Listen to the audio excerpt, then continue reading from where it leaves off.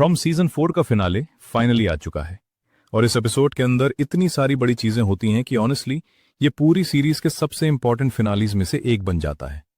Monsters की एक बड़ी वीकनेस का हिंट मिलता है, बॉटल ट्री का असली कनेक्शन सामने आता है और एंडिंग सीजन 5 के लिए एक बहुत बड़ा सेटअप छोड़ जाती है। एपिसोड की शुरुआत होती है बोन्स चैम्बर के अंदर, जहां जेड और टैबिथा बच्चों की बोन्स देखकर बिल्कुल शॉक हो जाते। यहीं जेड को यकीन हो जाता है कि उसकी मशरूम ट्रिप के दौरान जो भी सीन्स उसने देखे थे वो बिल्कुल सही थे।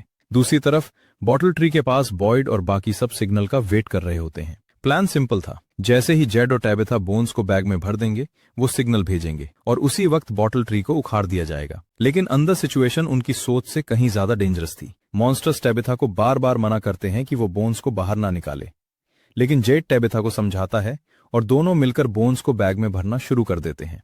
इसी बीच जेड एक शॉकिंग बात बताता है। वो कहता है कि उसने टैबिथा से झूठ बोला था। उसने कहा था कि बोन्स इस चेंबर को प्रोटेक्ट करती हैं ताकि टैबिथा उसकी बात मान ले। असल में जैसे ही बोन्स बाहर निकलेंगी और बॉटल ट्री उखाड़ दिया जाएगा, इस चैम्बर को कोई भी चीज प्रोटेक्ट नहीं करेगी, ना ही बॉटल ट्री और ना ही टैलिस्मैन। जेड ने यह सब इसलिए किया क्योंकि उसका मानना था कि उन बच्चों को घर जाना डिजर्व करता है और अगर बॉयड को पहले ही असली प्लान पता चल जाता तो वो कभी भी उन दोनों को टनल्स के अंदर आने ही नहीं देता। खैर, अब सारी बोन्स बैग में भर दी जाती हैं और जेड और टैबिथा ऊपर सिग्नल भेज देते हैं। सिग्नल मिलते ही बॉयड और बाकी लोग बॉटल ट्री को उखाड़ देते हैं। सबसे सरप्राइजिंग बात यह थी कि ट्री की जड़ इतनी भी मजबूत नहीं थी, वो काफी आसानी से बाहर आ जाता है। लेकिन बॉटल ट्री उखड़ते ही मॉन्स्टर्स तुरंत टैलिस्मैन को पार करके चैम्बर के अंदर आ जाते हैं।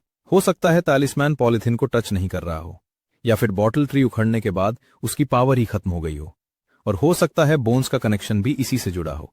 अब मॉन्स्टर्स जेड और टैबिथा की तरफ बढ़ने लगते हैं। इसी बीच शेरिफ की ड्रेस पहना हुआ मॉन्स्टर जेड और टैबिथा को देखकर कहता है, लगा नहीं था फिर मिलेंगे। ये लाइन काफी इंटरेस्टिंग थी, लेकिन उस वक्त जेड और टैबिथा के पास इसके बारे में सोचने का वक्त नहीं था क्योंकि मॉन्स्टर्स अब उनके बिल्कुल करीब आ चुके थे। लेकिन तभी बॉटल ट्री उखड़ने की वजह से ऊपर से केव के अंदर सूरज की रोशनी आनी शुरू हो जाती है। यहीं टैबिथा एक बहुत इंपॉर्टेंट बात नोटिस करती है।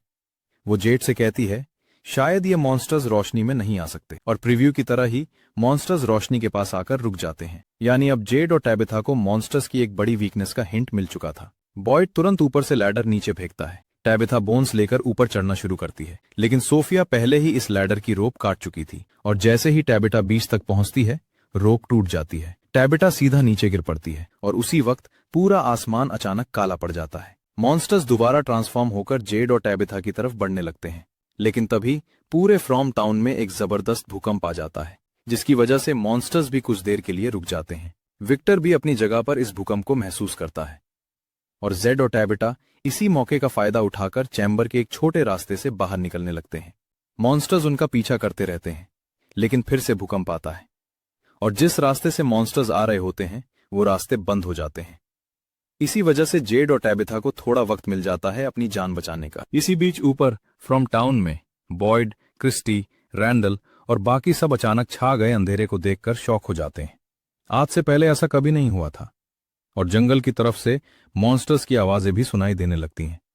बॉयड समझ जाता है कि सबको वहां से तुरंत निकलना होगा, लेकिन पैटी इतनी ज्यादा डर चुकी होती है कि वो बॉयड को ही ब्लेम करने लगती है। उसका कहना था विक्टर सही था, बॉटल ट्री को कभी नहीं उखाड़ना चाहिए था, और अब उन लोगों ने किसी बहुत बड़ी चीज को गुस्सा दिला दिया है। इसी बीच एक मॉन्स्टर गाड़ी के सामने आ जाता है, लेकिन बॉयड किसी तरह सबको लेकर वहां से निकल जाता है। पैटी की हालत इतनी खराब हो जाती है कि वो बॉयड की गन छीनकर खुद को खत्म करने की कोशिश करती है, क्योंकि वो मॉन्स्टर्स का शिकार नहीं बनना चाहती। लेकिन वक्त रहते बॉयड उसे बचा लेता है। इस दौरान गोली गाड़ी के शीशे पर लगती है और विंडशील्ड टूट जाती है। दूसरी तरफ क्लिनिक के अंदर मैरियल बार बार फातिमा को बाहर जाने से रोक रही होती है। फातिमा को समझ नहीं आ रहा था कि जब से मैरियल वापस आई है वो उसके साथ इतना अजीब बिहेव क्यों कर रही है। फातिमा उससे पूछती भी है कि आखिर बात क्या है, लेकिन इससे पहले कि मैरियल कुछ बता पाती, फातिमा को अचानक एहसास होता है कि स्माइली मॉन्स्टर क्लिनिक की तरफ आ रहा है। मैरियल बाहर देखती है और वाकई स्माइली उनकी तरफ बढ़ रहा होता है।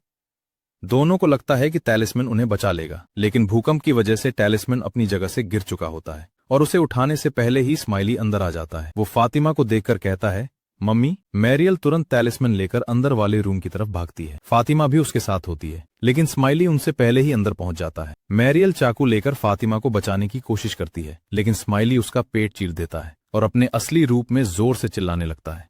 इसी वक्त फातिमा भी बिल्कुल उसी तरह चिल्लाती है। ये देखकर स्माइली रुक जाता है। वो फातिमा को देखता है, मुस्कुराता है और सिर्फ एक शब्द बोलता है, इंटरेस्टिंग। इसके बाद वो वहां से चला जाता है। थोड़ी देर बाद बॉयड, क्रिस्टी और एलिस क्लिनिक पहुंचते हैं। क्रिस्टी जैसे ही मैरियल की हालत देखती है वो टूट जाती है। मैरियल अपनी आखिरी सांस लेने से पहले क्रिस्टी को एक बार किस करती है और उसी की बाहों में दम तोड़ देती है। ये सीन एपिसोड के सबसे इमोशनल मोमेंट्स में से एक था। फातिमा भी ये सब देखकर पूरी तरह टूट जाती है। उसे लगता है मैरियल की मौत उसे बचाने की वजह से हुई और स्माइली सिर्फ हंसता हुआ वहां से चला गया। इसी बीच डाइनर के अंदर एल्जिन को सोफिया ने अपने सामने बैठा रखा होता है। वो एक बार फिर एल्जिन के साथ डील करने की कोशिश करती है। सोफिया कहती है कि कुछ वक्त बाद ये सब सिर्फ एक बुरा सपना लगने लगेगा, लेकिन एल्जिन उसकी बात मानने से साफ मना कर देता है। वो सिर्फ प्रेयर्स करने लगता है। ये देखकर सोफिया गुस्से में आ जाती है। वो एल्जिन से एक आखिरी बार पूछती है कि क्या वो उसकी बात मानेगा, लेकिन एल्जिन फिर भी मना कर देता है और अगले ही पल सोफिया उसकी बॉडी की फंक्शनिंग रोक देती है। एल्जिन वहीं पर मर जाता है। इसके बाद सोफिया क्लैरा को उसकी बॉडी ठिकाने लगाने के लिए कहती है और सिर्फ इतना बोलती है, अंत नजदीक। उसके बाद वो कहती है, अब इस टाउन को जलते हुए देखने का वक्त आ गया है। और जैसे ही बाहर दोबारा रोशनी आ जाती है, सोफिया डिनर से बाहर निकल जाती है। दूसरी तरफ हेनरी विक्टर के रूम में बैठा होता है। उसके दिमाग में बस एक ही सवाल चल रहा था कि ये सब सच कैसे हो सकता है।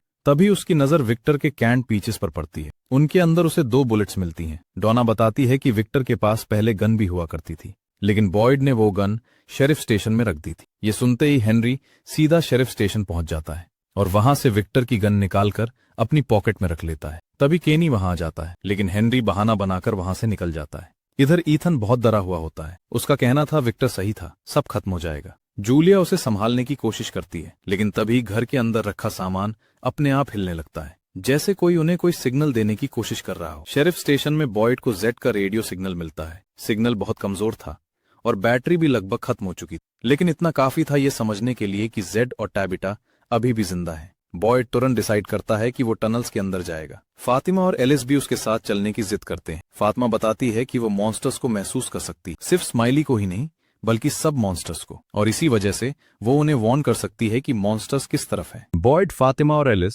तीनों टनल्स के अंदर चले जाते हैं। उधर हेनरी विक्टर के रूम में वापस आता है। विक्टर उससे पूछता है कि वो उससे इतना दूर दूर क्यों रह रहा है, लेकिन हेनरी का कहना था कि विक्टर ही प्रॉब्लम है और ये पूरी दुनिया असल नहीं हो सकती। इतना कहकर वो विक्टर पर गन तान देता है। विक्टर बार बार हेनरी को समझाता है कि ये जगह उसके दिमाग के साथ खेल रही है, लेकिन उसी वक्त ईथन वहां आ जाता है और हेनरी का निशाना एक पल के लिए ईथन की तरफ चला जाता है। विक्टर तुरंत गन छीन लेता है और हेनरी को रोक देता है। थोड़ी देर बाद हेनरी को भी एहसास हो जाता है कि उससे बहुत बड़ी गलती होने वाली थी। इसी बीच बॉयड, फातिमा और एलिस आखिरकार जेड और टेबिथा तक पहुंच जाते हैं, लेकिन मॉन्स्टर्स भी उनके बिल्कुल करीब आ चुके होते हैं। फातिमा सबको वार्न करती है कि मॉन्स्टर्स आ रहे हैं। बॉयड लकड़ियों पर गोली चलाता है और जेड और टेबिथा दूसरी तरफ आ जाते हैं, लेकिन तब तक 2 मॉन्स्टर्स वहां पहुंच चुके होते हैं। इसी वक्त फातिमा एलिस से कहती है कि वो सबको लेकर वहां से निकल जाए और अगले ही पल फातिमा पूरी तरह मॉन्स्टर में ट्रांसफॉर्म हो जाती है। वो उन दोनों मॉन्स्टर्स का सामना करती है, जबकि बॉयड, एलिस, जेड और टेबिथा वहां से बाहर निकल जाते हैं। एलिस रुकना चाहता था, लेकिन वो मजबूर था,